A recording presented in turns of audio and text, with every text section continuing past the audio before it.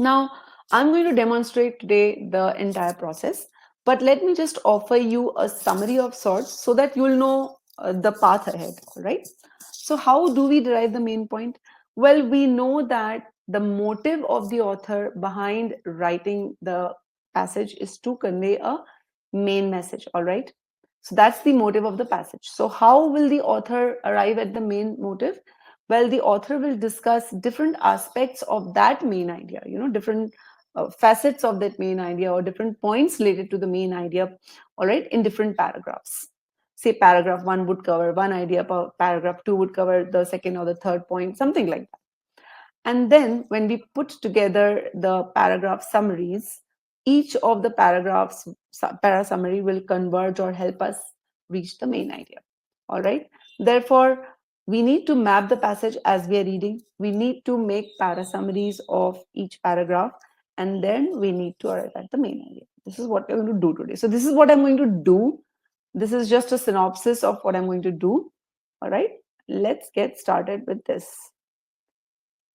So through all of this, we are going to follow what at GMATWiz we have labeled as involved and evolved reading. You need to really involve yourself. You need to engage in the reading. How to do that? I'm going to talk about that today. And evolved reading means when you finish reading a paragraph, you should come up with a better understanding of that particular topic. All right. So let's get started. Here's a passage for all of you. I haven't put out the question yet. All right. I'm going to give you some time to read this passage. You guys tell me how much time I should give you to read these two paragraphs. Go ahead, guys. Please let me know in the chat box how much time you want me to give you to read these two paragraphs properly. Go ahead. You can bid for the time.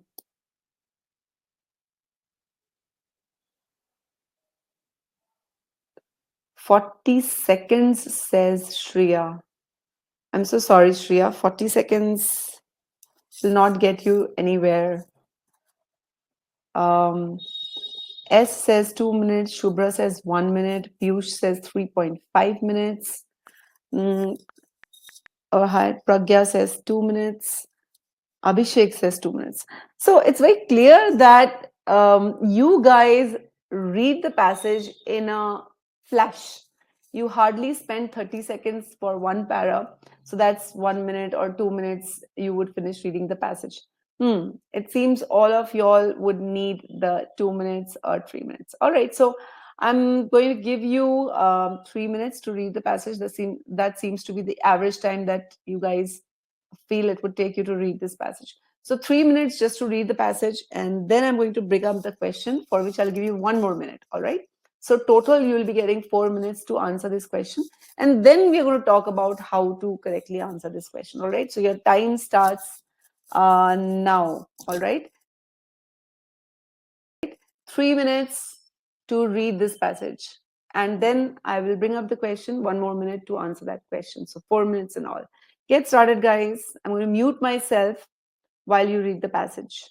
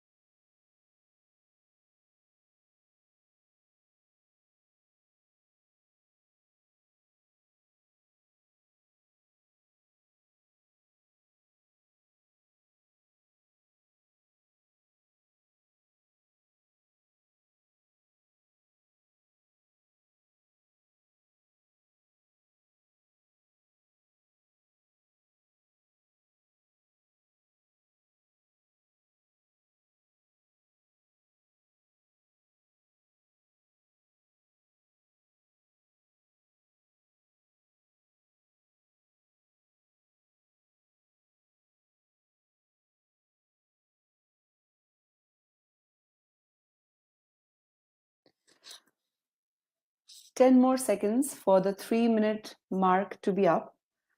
I want you to write a single line summary of the primary purpose and post it in the chat box. Your sentence must start as follows. I'm just going to put that in the box. You have to write the primary purpose of the author is to. I want all of you to complete this sentence. Yes, your 3 minutes are up.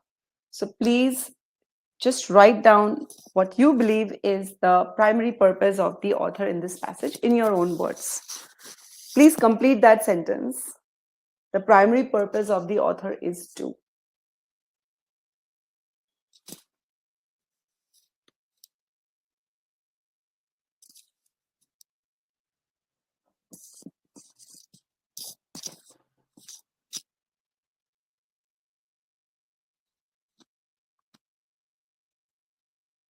Yes, go ahead, all of you. Write down the answer to that sentence. I mean, just complete that sentence. The primary purpose of the author is to. Is to do what?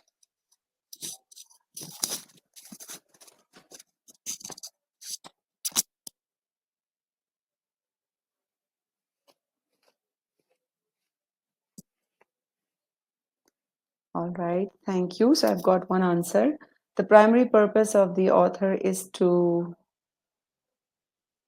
point out the significant role of women in the antebellum period that was fairly undermined by the historians. So, Shubhra, was the purpose to point out the significant role, or was the purpose to point out the undermining? Then we have another answer which says the primary purpose is to discuss women's role in politics. So again, discuss women's role, point out the significant role of women, describe or discuss political rights of women, says Sohail. Then describe the significance and involvement of women in pre-Civil War politics, emergence of role of women in politics, discuss the significance of women's participation in politics.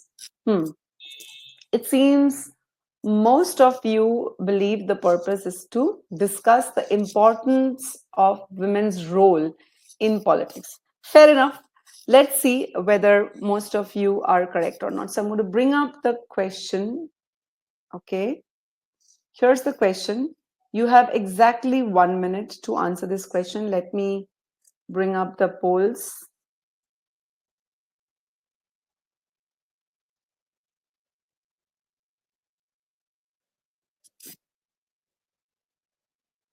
Okay.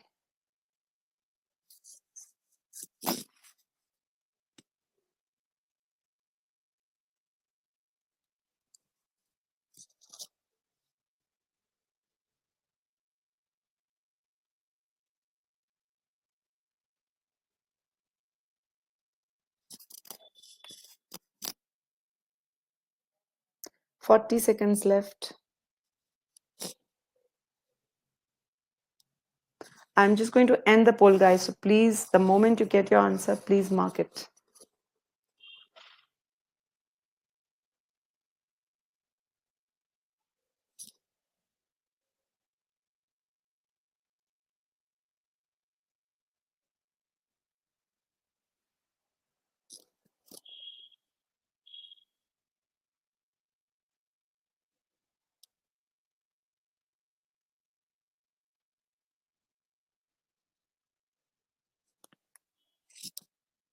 All right, time up. I'm going to count 5 and end the poll. So if you are ready with your answer but haven't posted it yet, please do that. 5, 4, 3, 2, and 1. All right, let's look at the poll results. 11% of you believe the correct answer is A. 16% of you believe the correct answer is B. 33% of you believe it's C. 16% believe it's D. And 22% believe it's E. Now, a quick question, guys. How many of you were confused by these words on the answer choices? Examine, establish, present, analyze, evaluate. I mean, maybe you were not confused by these words in this question, but how many of y'all find such kind of words confusing at times? How many of you find such words confusing at times? I'm putting out a poll. So if you find it confusing, answer yes. If you never find it confusing, answer no. All right. Again, I'm saying maybe you did not find it confusing on this question, but you sometimes find those words confusing. So if you find these words, like if you find it difficult to differentiate between examine and establish, or evaluate and present, if you're ever confused by these words, you can just mark a yes, otherwise it's a no. Okay, great. So it's very clear that a lot of you, 88% of you, do feel confused. I also used to get a little, you know, let's say, set back when I used to see these words early on, very early on, when I was also a student. I used to wonder what's the difference between, evaluate and present. All right. So I got to understand this much, that it's very, very important to know these words.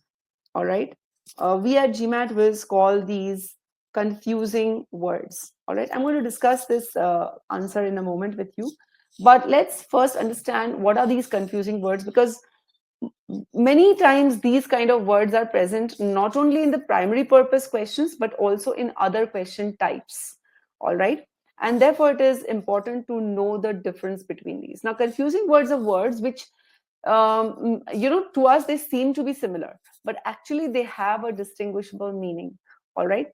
Some examples of these words would be describe, analyze, argue, establish, etc., etc. All right.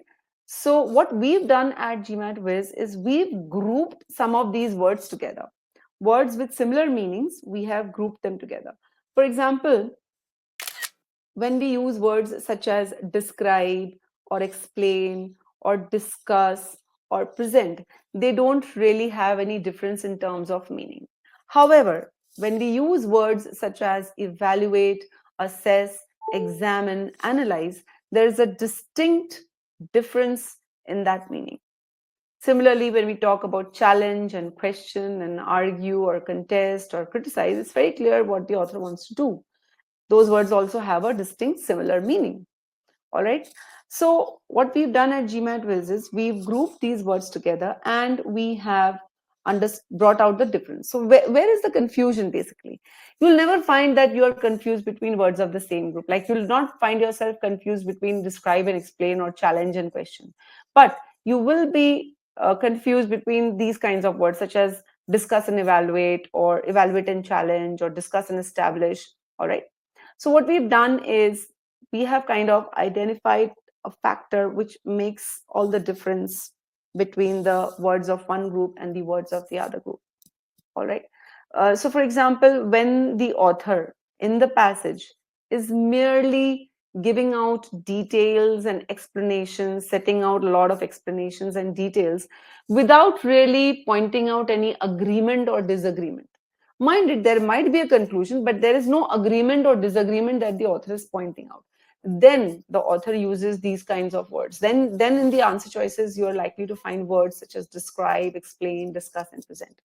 However, if the intention of the author is to, examine the different aspects of a particular point and then put forward his own agreement or disagreement, okay, put forward his own conclusions as the ending. In that case, we use words such as evaluate or assess or examine or analyze.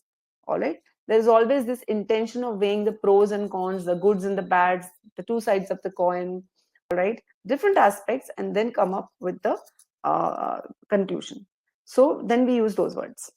Group 3 contains words where the author is raising a doubt or disagreement against somebody or something. On the other hand, when you have words such as establish or prove, the author is basically removing some doubt and establishing a point. All right. So Each of these have a distinct meaning. Each of these groups have a distinct meaning, and it can help you to bear these points in mind. We have a whole different video lesson and a whole segment dedicated to the understanding of the difference between these words. All right, so that's that. Let's come back. So as I promised earlier, I'm going to show you how to read properly and make the para summaries. And then I'm going to show you how to put these para summaries together to reach the main point. So the first step will be how to read a passage in the most effective manner. All right. Uh, See, majority of you got this question wrong. So it would really help if you paid close attention to how to read this passage, okay? Because I believe that most of you got this wrong a little bit because you maybe did not put together the para summaries the way you should have, okay? You just focused on the broad idea, not on the specifics, and maybe that is why you got the question wrong. So I'm going to show you how to read this passage. It will be handy in not only reading this RC passage, but handy in reading MSR paragraphs or passages, handy in reading CR paragraphs or passages. So reading is a very, very important skill, and I'm going to demonstrate that skill. So I hope you will bear with me, guys. You will be patient with me. Let's get started. Now, thumb rule is don't read too many words at the same time. You will miss out on the salient features or important aspects of that sentence if you read the entire sentence in one breath. So always break and read. The fields of antebellum or pre-Civil War, political history and women's history, okay, use separate sources and focus on separate issues. So in short, in this sentence, we are saying that you have two fields of history, PH and WH. Always use short forms, and these two their sources are different. They concentrate on different aspects. All right. Now I'm not encouraging note making here, guys. This PPT is just to tell you what are the things I'm taking away from each sentence and how I'm going to connect them later. So note making is never mandatory. All right. Ideally, maximum that you need to do is write down a single line summary of the paragraph, not keep taking running notes all the time. However, if you find that that helps you, you can do that.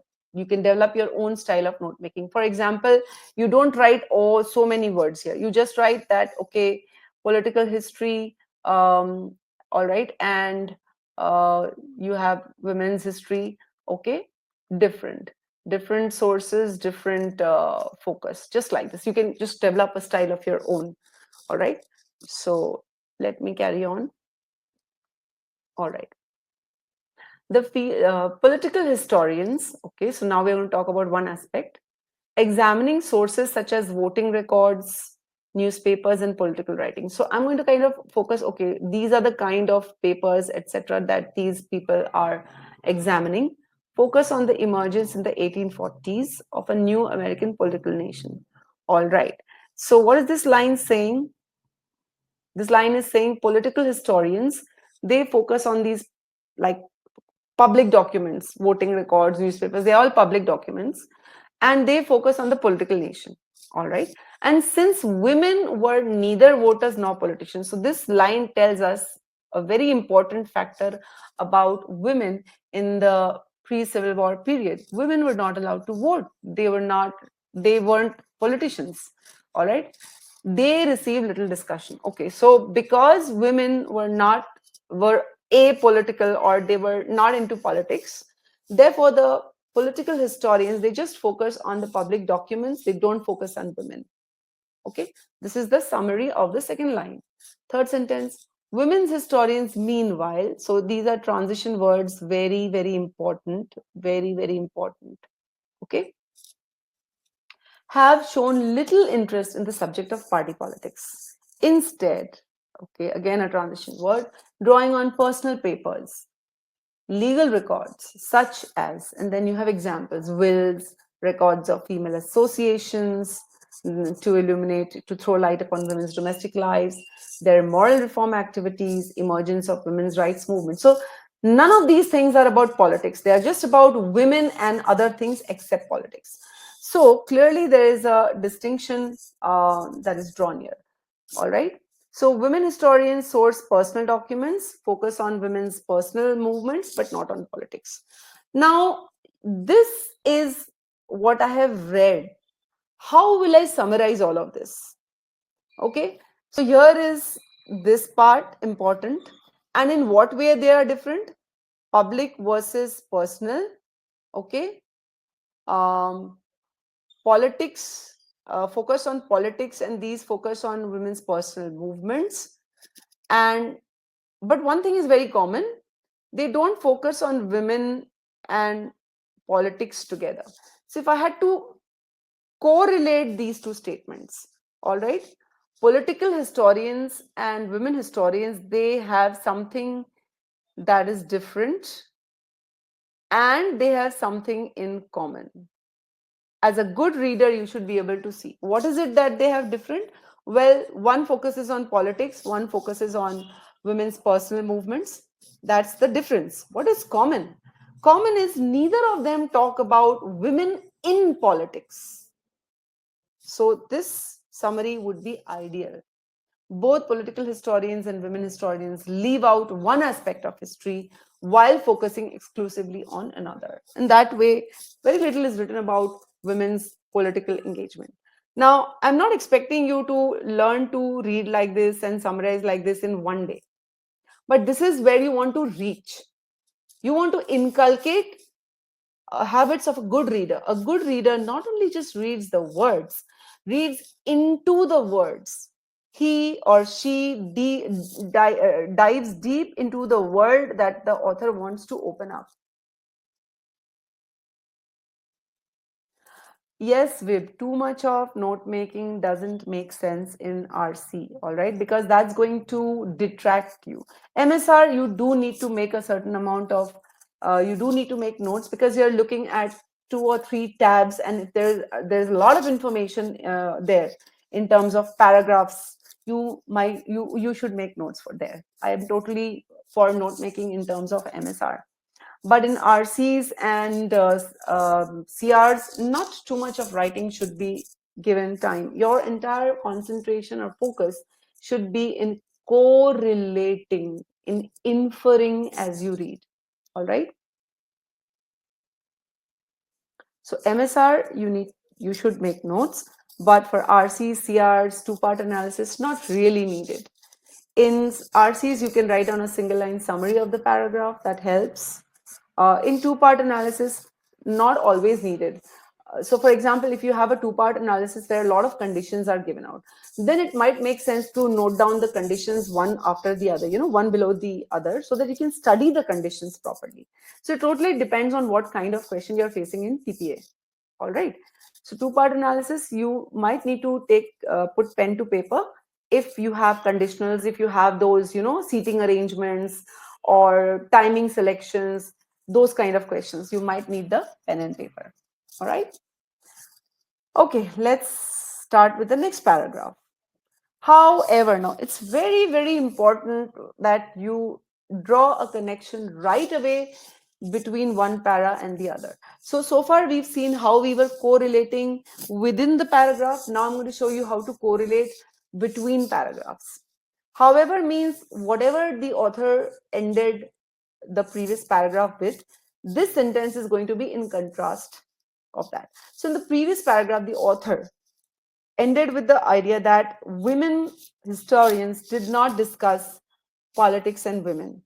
And before that, political historians did not discuss women and politics. So although women and politics was not discussed, then we are going to continue with this sentence or this paragraph. Most historians have underestimated. Now, always understand the meaning of words clearly, guys. What does underestimate really mean? It means not draw up the correct estimate, rather downplay something, okay? Draw a lower estimate of something than it is. So, who is saying this? The author. It's very important to note author's opinions, guys. AO is author's opinion. That most historians, that means all the historians combine and majority of them, so political historians, women historians combined, majority of these historians have not correctly drawn up the estimate of the extent and significance of women's political allegiance in the antebellum period. Now, if you don't know the meaning of this word, or similarly, if you get stumped by the meaning of some words, please remember the context is there to help you, because GMAT specifically does not test your vocabulary. All right. So what this sentence is saying is, most of the historians, all right, do not correctly drop the significance of women's political something in the antebellum period. All right.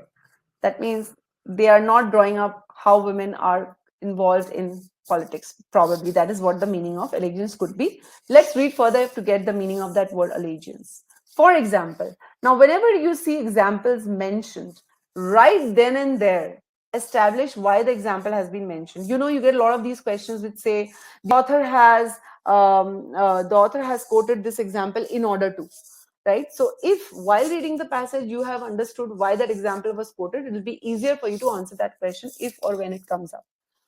For example, so the author is citing an example to show how women have been, underestimated, how their political allegiance has been underestimated, how their significance has been underestimated. In the presidential election campaigns of the 1840s, the Virginia Whig Party strove to win the allegiance of Virginia's women. Hold on. So, what can allegiance mean? If a party is trying to win the allegiance of women, it is trying to win the support of women. Literally, I mean support here, but if you look up the meaning, allegiance means loyalty. All right. You don't have to get the exact meaning, but the context is telling you that Virginia Whig Party tried to win the support of women.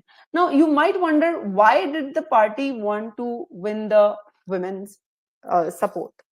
By inviting them to rallies and speeches. Now, at this point, guys, if you are a good reader, you would remember that women in the antebellum period were not voters, they were not politicians. Then why would the party invite them? Okay, if you're a good reader, you will learn to connect whatever you have read previously with what you're reading currently. Okay, according to Whig propaganda, women who turned out at the party's rallies, gathered information that enabled them to mold party loyal families. Okay, so these women would come, they would listen to the speeches, they would gather the information, they would go home, and they would talk to their families, and their families would somehow become loyal to that party. All right, reminded men of moral values that went beyond party loyalty and conferred moral standing on the party. So the women were not voters, they were not politicians, but this was the role that they played in the politics. Okay, and this is important. This example has been given to tell us that how important women were really, and the fact that historians have underestimated their importance. Virginia Democrats, another party maybe, in response to who?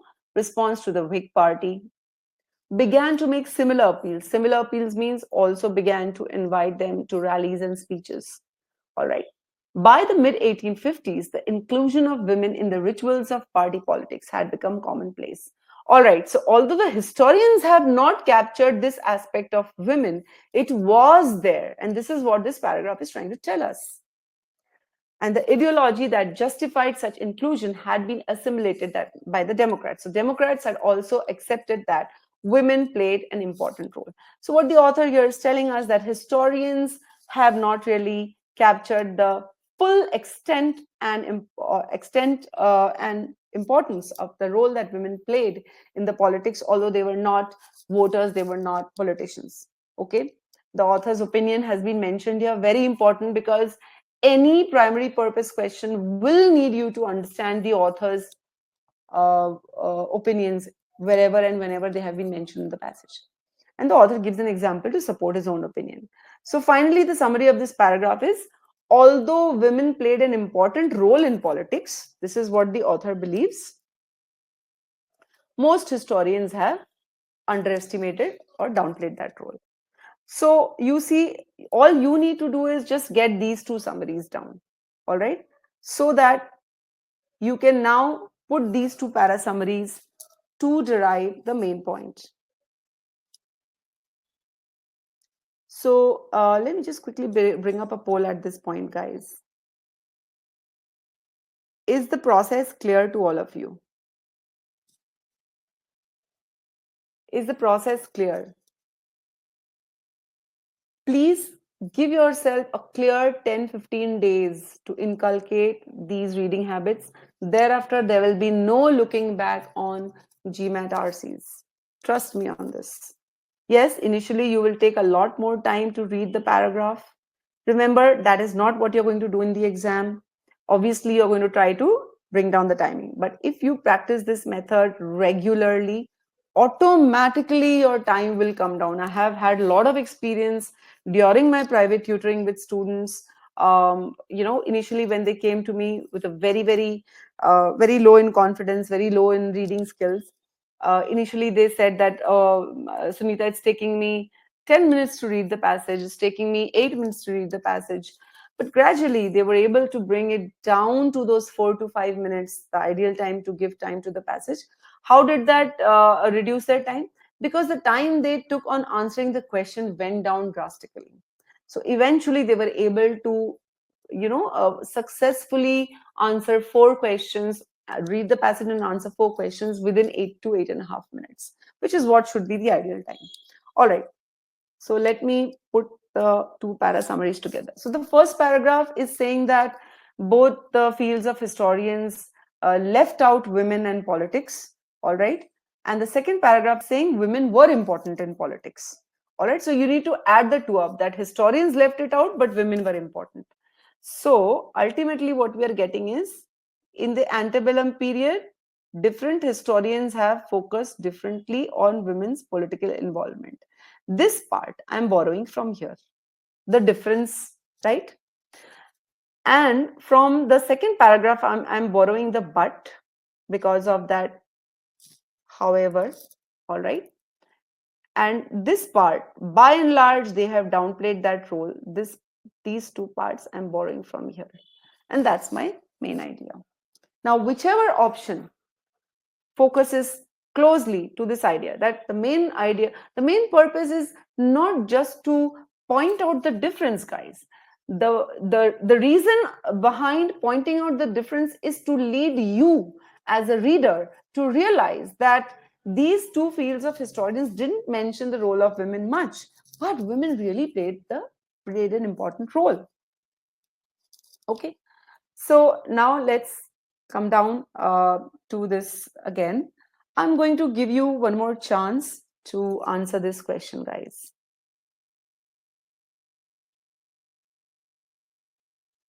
Morally, it should be an overview. You don't need to include specific details.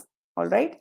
Overview. Keep the details away. For example, from the first paragraph you've seen, I've just focused on, okay, difference between the two fields of history and the fact that they did not discuss women and politics. That's it. Okay? I'm not going to talk about details of which papers they looked at, what were the exact sources, what were the exact movements. I'm not going to write down those things. Similarly, in the second paragraph, I'm not going to write down the example and the Whig Party and the Virginia Democrats or anything. I'm just going to focus on the fact that women were important, and most historians have downplayed that role. Okay. So, guys, I'm going to bring up the polls once again, and let's see this time if whether you choose the correct answer or not. So, there's the poll for you guys. If you want, you can change your answers. Thank you, Ishwari and Shreya, for your answers. The poll is out there. I hope you guys can see the polls. Can you see the poll, guys?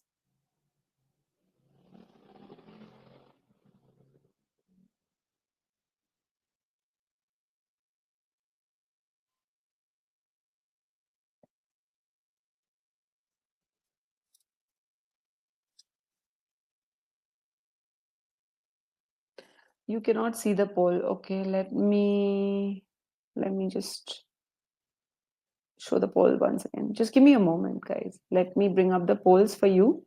Hold on to your answers. I'm just going to bring up the poll for you.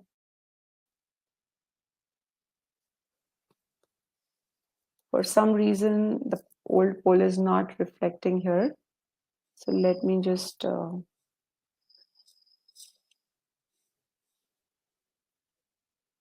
I think you can see the polls now. So please put in your answers in the polls.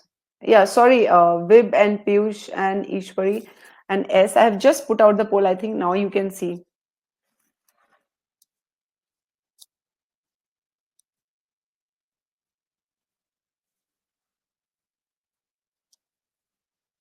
I'm going to count 10 and then end the poll. So if you have chosen your answer, please put in your answers.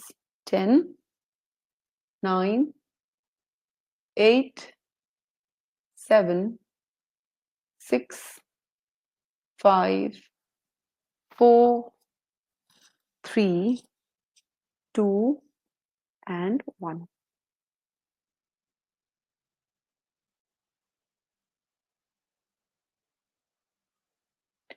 All right. Now let's compare, guys. Okay. I have the previous poll results with me. Earlier, 11% of you had marked A. Now, none of you have chosen A. Very wise. A is not the answer. Okay. 16% of you had chosen to go with B earlier. Okay. And now, 18% of you have chosen to go with B. We are 2% up. But the real game changer was earlier, only 33% of you were able to see C as the correct answer. Now, an overwhelming 75% of you have got it right. Earlier, 16% had marked D, this time no one. Earlier, 22% have marked had marked E, now only 6%. So clearly goes to show that if you read well, if you improve your approach, guys, you will improve your accuracy as well. And it hardly took you time to answer this time. So let's quickly discuss the options here. Primary purpose of the passage as a whole is to examine, well, the author is not comparing any pros and cons, any two sides of the coin. The author is not really trying to bring up different aspects of the situation. So I find this word too deep. And especially it's not about the tactics of the parties. Tactics of the parties was just a part of the example. All right.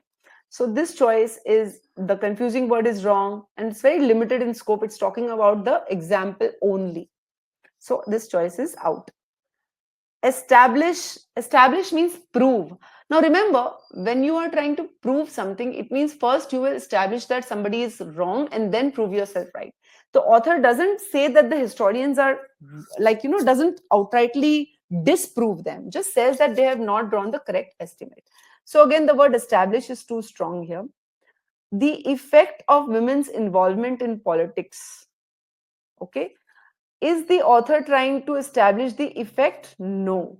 The author is trying to tell us that the historians have underestimated the extent and significance. The author is not trying to tell us what is the effect of women's involvement. Women's involvement effect was mentioned as part of the uh, example. They gathered information. Okay, they reminded men of moral values, conferred moral standing. These were the effects. Pointing out these effects is not the main purpose of the author. All right. Okay. Answer is C. Present a deficiency. Deficiency is, downplayed that role. That's the deficiency in the study of a particular period. That's the antebellum period. Analyze the methodologies. No methodologies have been analyzed. All right. Absolutely not. And evaluating the historian's opinion. Evaluate is like validating whether they are correct or not. The author doesn't say the historians are incorrect or correct. The author just says they have not fully or drawn up the right estimate. So they have fallen short. All right. And they are not evaluating the historian's opinions regarding the political allegiance. So that is also out. And therefore, the correct answer is C. Now, remember how I told you that understanding the main purpose also goes a long way in helping you answer some other questions of that passage as well. All right.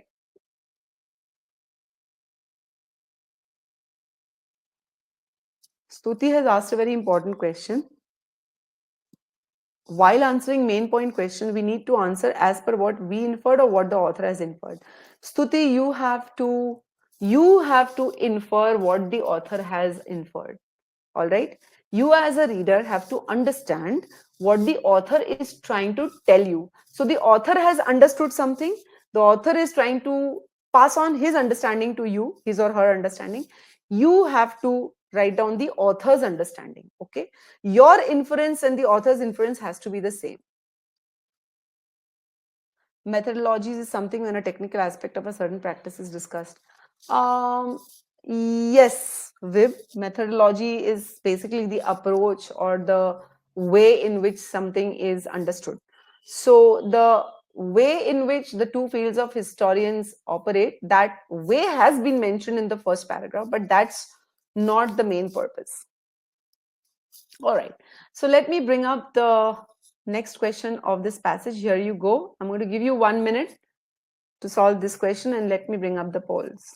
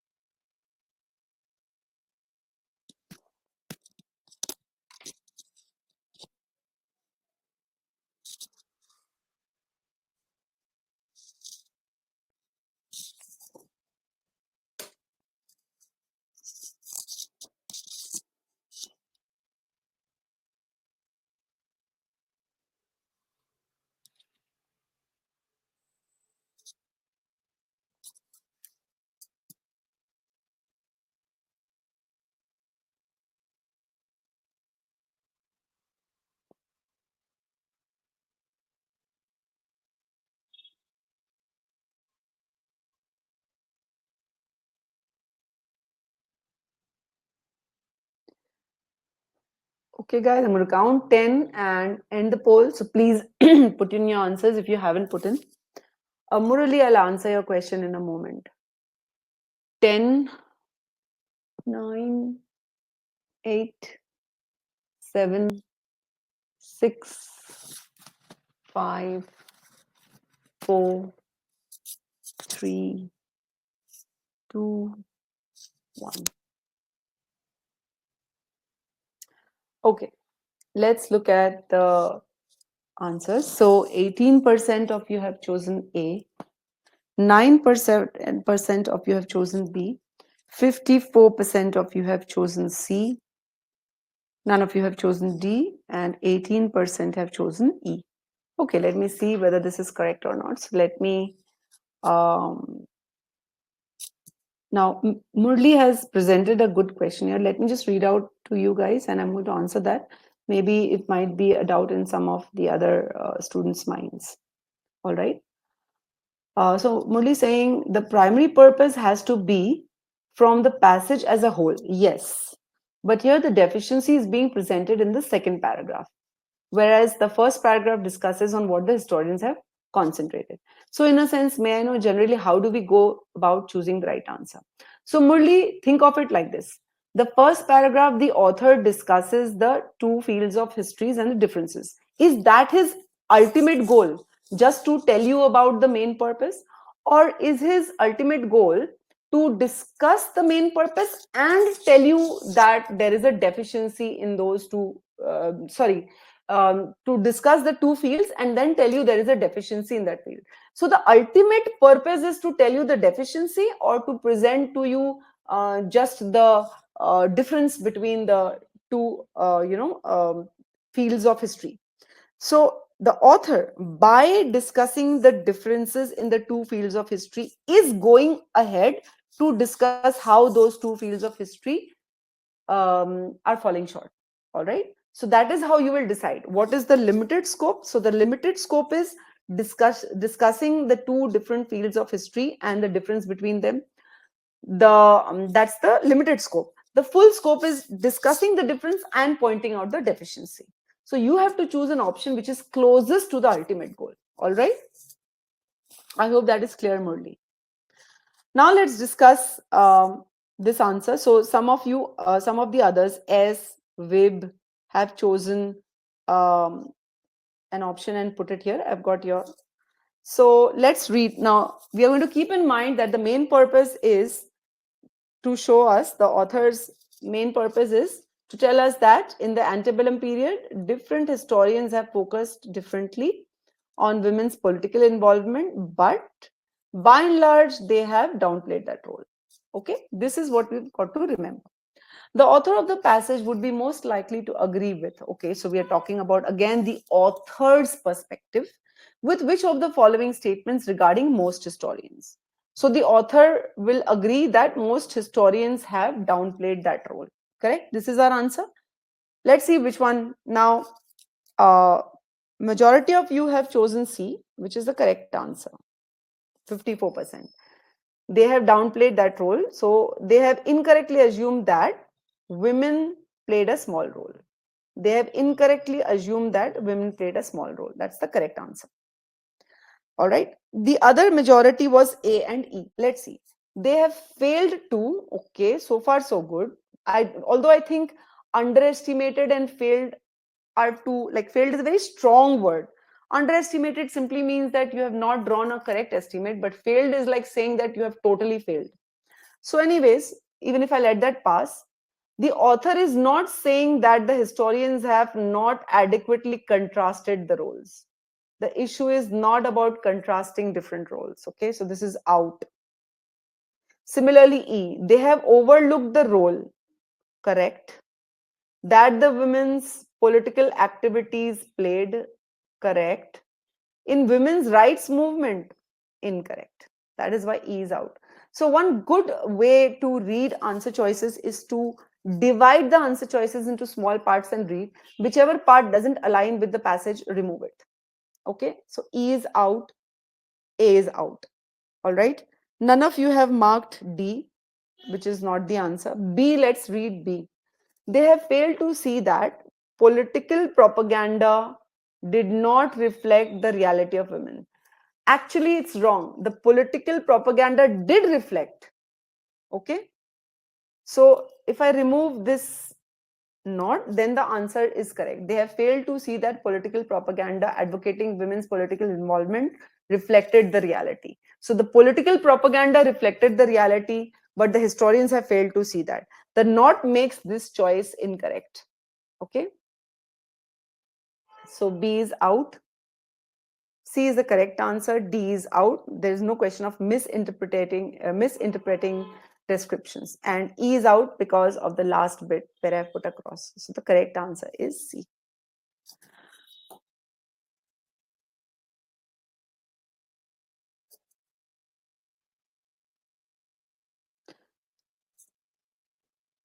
Allegiance is loyalty.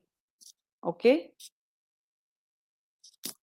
Women's allegiance, if you remember, okay, the first sentence of the second para says, most historians have underestimated the extent and significance of women's allegiance in the antebellum period.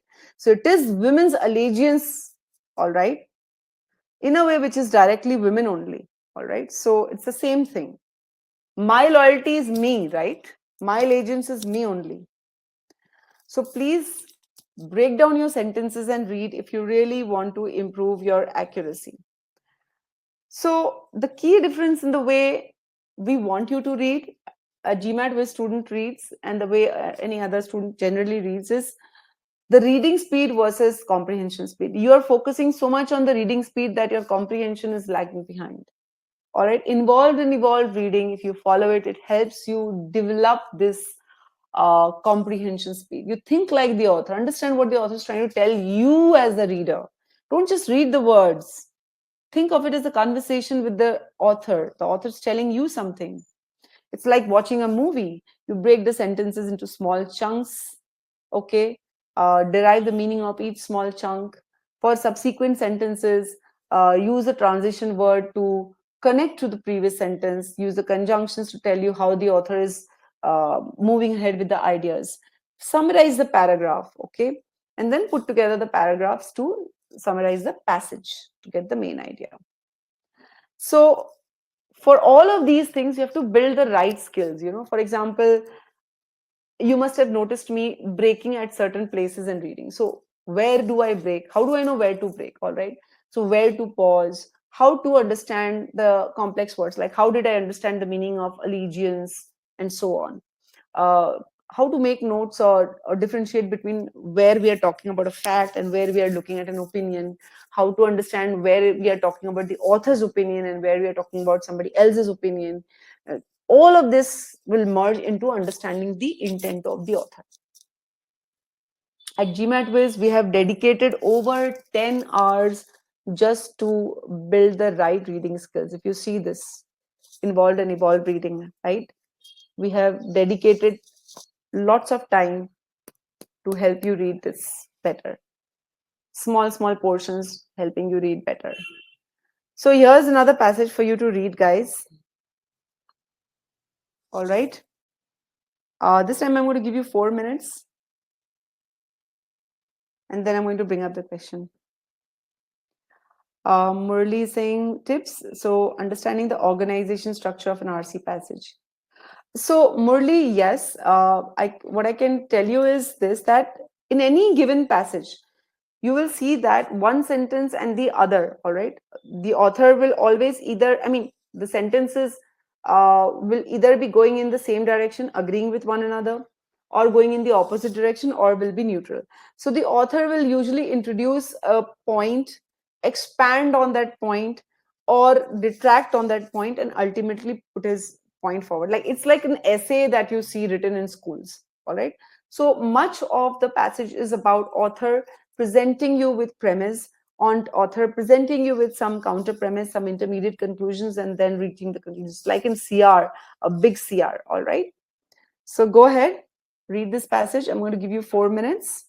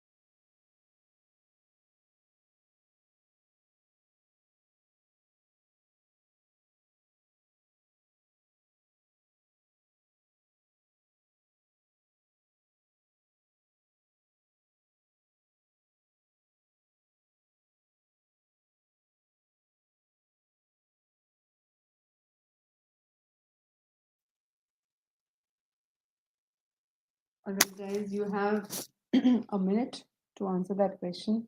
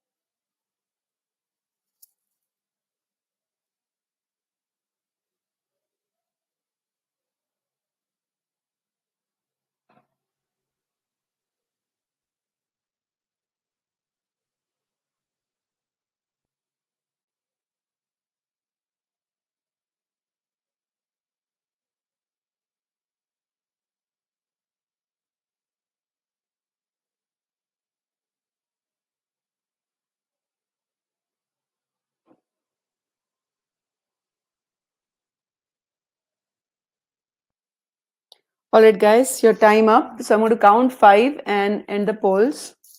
Please put in your answers if you haven't already put them in. Okay, we were saying you cannot see option E clearly. Sure, I'll read that. Evaluate both sides in a scholarly debate about a prominent literary stereotype. I'll read that once again. Evaluate both sides in a scholarly debate about a prominent literary type. So I'm going to end the poll, guys. Let's look at the poll results. Okay. So, 37% of you have marked A as the correct answer. None of you have opted for B or E. 50% of you have gone for C and 12% have gone for D. All right. So, how many of y'all tried to use the involved and evolved reading, guys? I mean, let me just pose this question. How many of you tried to read a little more deeply, try to infer a little more, try to break down a little more? How many of you all tried? I've put out a poll there. How many of you all tried to read in an involved and evolved manner?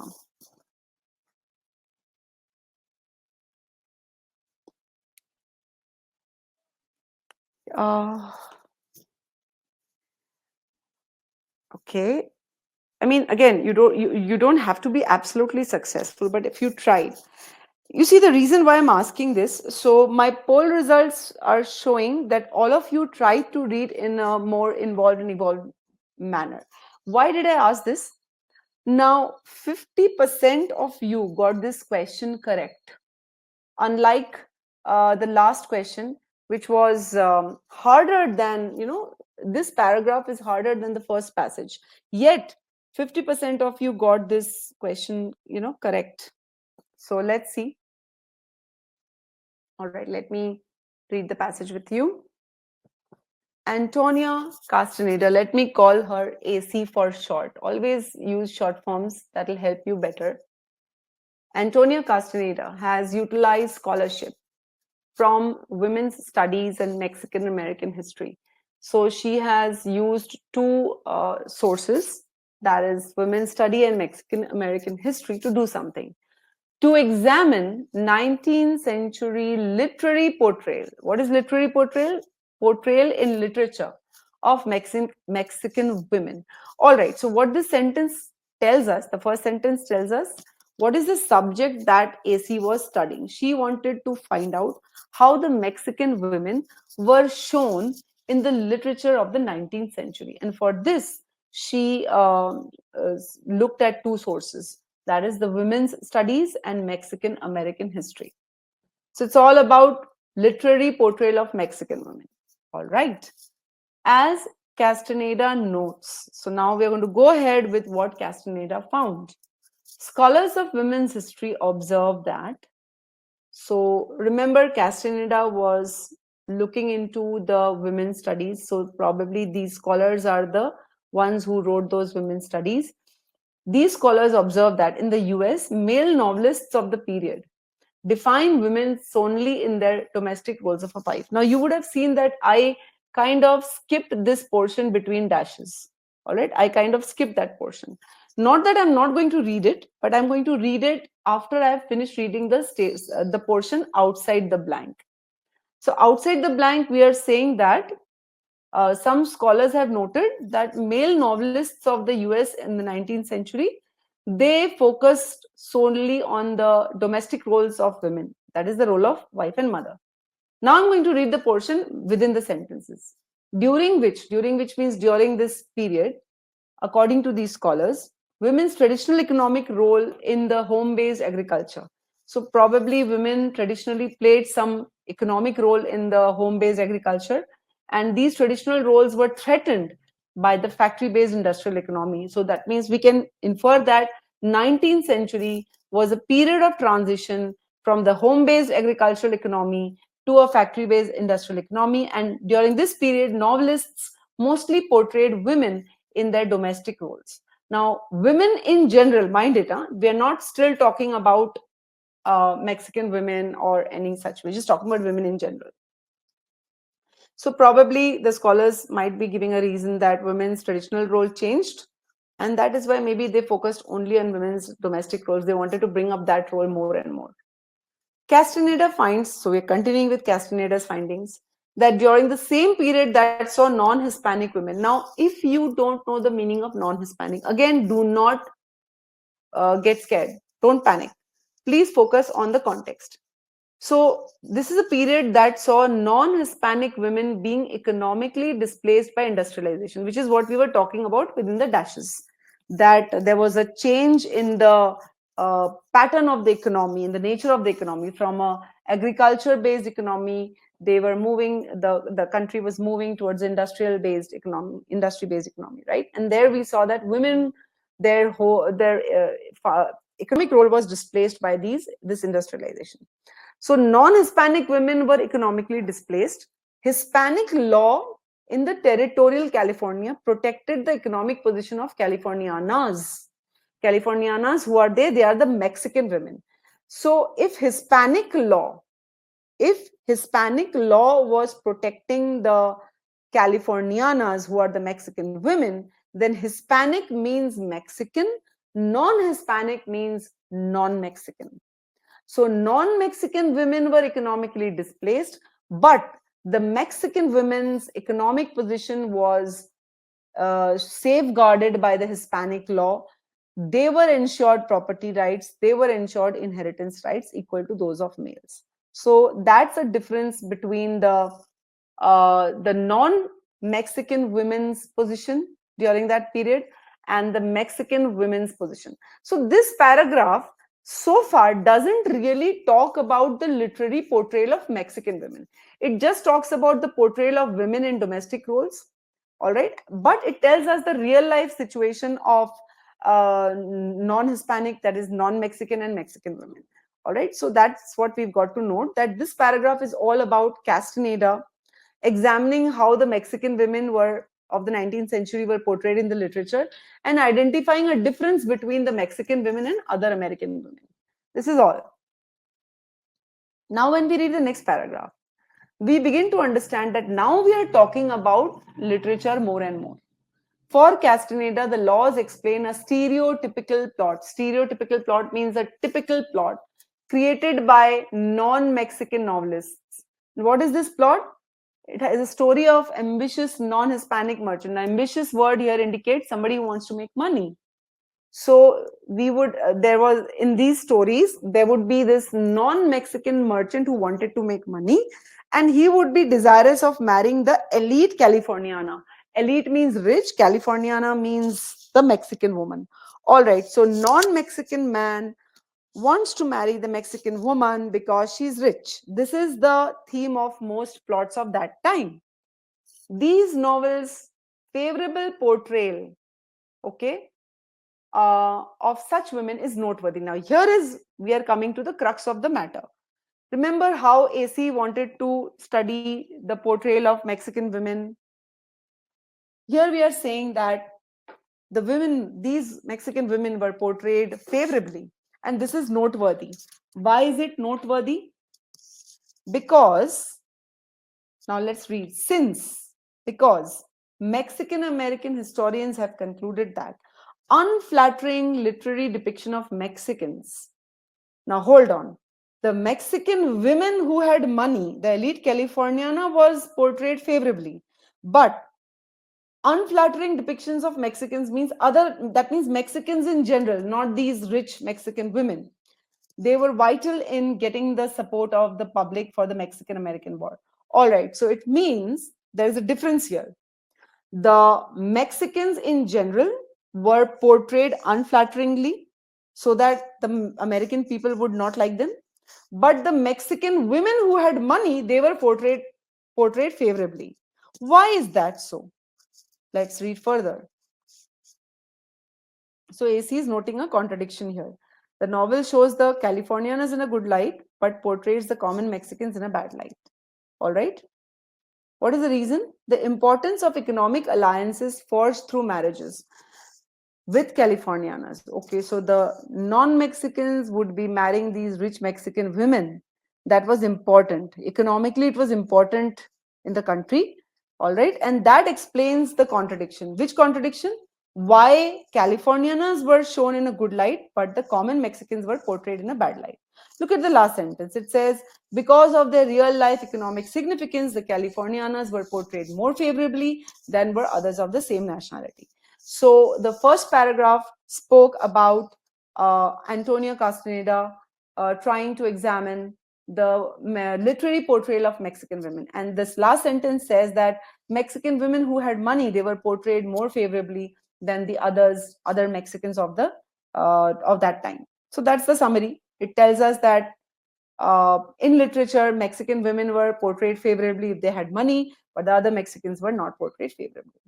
So now we're going to put together these two para summaries. The first paragraph tells us that it was a time of, Castaneda examines how Mexican women were portrayed. And she finds out that there was a difference between the Mexican women and other American women, economic difference in real life. In the second paragraph, the author talks about how AC, Antonia, found out that because the Mexican women had money, they were portrayed better in stories, but the other Mexicans were not portrayed well. So if I put together these two, the main point is to explain how or why the rich Mexican women were portrayed favorably in the novels. That's the main point. Let me know, take a moment to absorb this, and then let me know if the explanation is clear.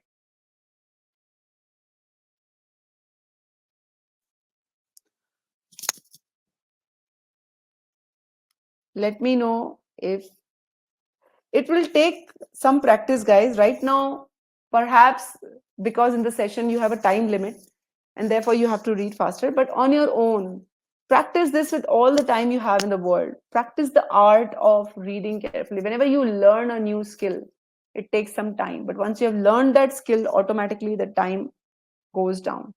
All right, so so our main point is the passage explains how or why the rich Mexican women were portrayed favorably in the novels. So the primary purpose of the passage is to trace historical influences on the depiction. There are no historical influences mentioned anywhere in the passage, all right? Also, it is not about Mexican Americans. It's about Mexican women and the other Mexicans, all right? So this is out.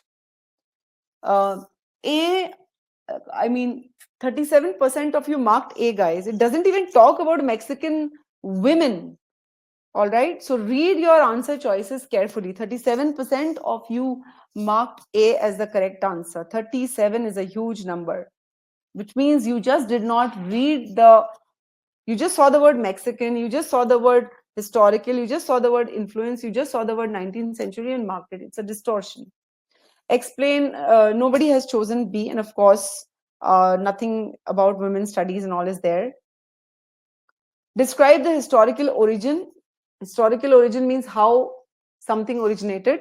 Of a literary stereotype, yes, that's the correct answer. All right. Discuss ways in which writers have sought to critique a dominant culture. It's not about dominant culture or anything. Evaluate both sides in a scholarly debate. There is no evaluation, there is no debate. So the only thing that is left is, it's a different, it's the closest that you can get to depiction of Mexican women in literature. So, literary stereotype is talking about the depiction of Californianas, typical description of Californianas in the novels. All right. 50% of you got this right. So, I'm really happy about it.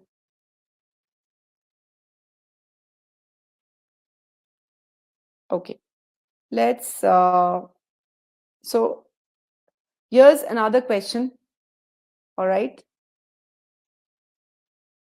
Yeah. Here's another question which is related to the passage. So go ahead.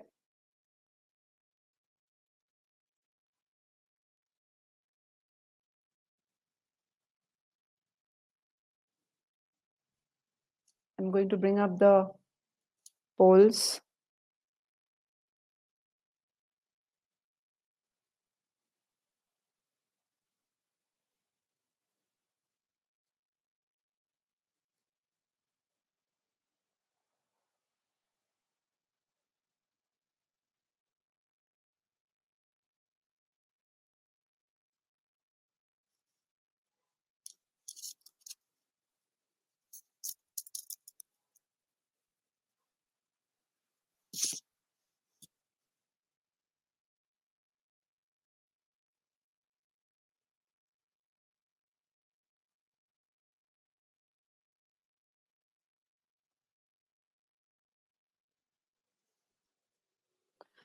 You really need a course, guys. If you're looking to improve your reading skills, you really need a course which is going to hold your hands and step by step teach you how to read better.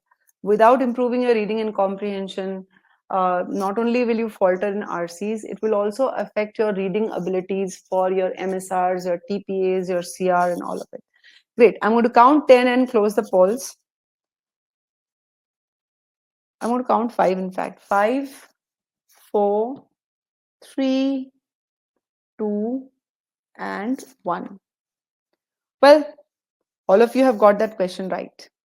So that's what the difference makes. I mean, the difference, if somebody explains things to you, the apparent contradiction is definitely between the literary depiction of elite Californianas and the literary depiction of other Mexican individuals, which is what option D says. So all of you have marked that only, which is the correct answer. All right. Why is A incorrect? Well, the discrepancy is not between legal status of Mexican women and status in US. So that's out. B, the first part is correct. Unflattering depiction of Mexicans in novels, yes, but it's not between that and the public sentiment of the war. So that's out. C is totally irrelevant. D is the correct answer. E talks about novelistic portrayal of elite Californianas' privileged lives. The contrast is not between their privileged lives and actual circumstances of those lives. So that is also out.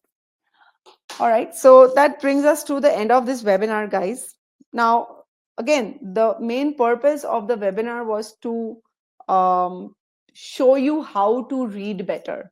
All right. And that should be your takeaway. In fact, I have shared with you here, if you just look at, I'm just going to share 2 links with you. One is the link to the free trial version of the course.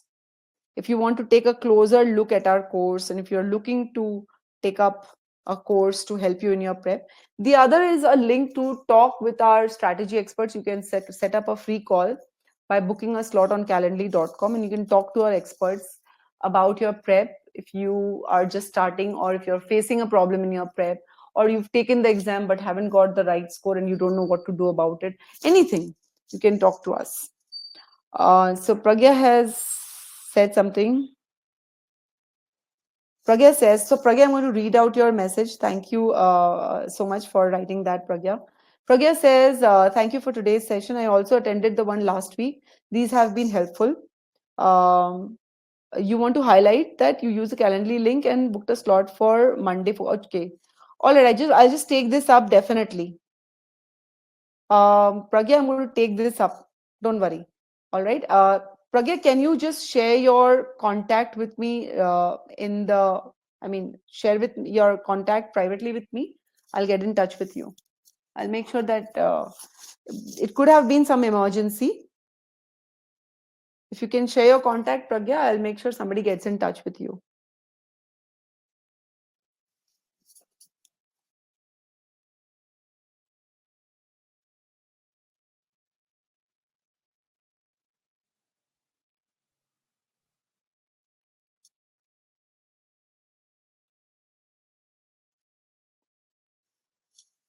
Any other questions? You can also get in touch with us over that WhatsApp number, Pragya. I mean,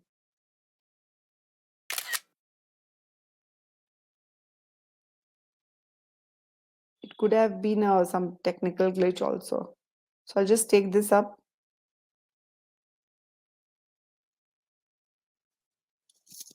So thank you everybody for giving your time on a weekend, and I do hope that each of you has some lessons that you can take away from here. Uh, Murali is saying, what level do you suggest to start with? So I would always suggest Murali to start with the easy level of passages. Always, if you're learning a new skill, it doesn't make sense to dive straight away into hard questions. All right. Start by practicing your skills on easy levels, then hone your skills, sharpen your skills by medium to hard, and then only take up the hard ones. All right. So, Pragya, I have noted that down. Let me just PRAGYA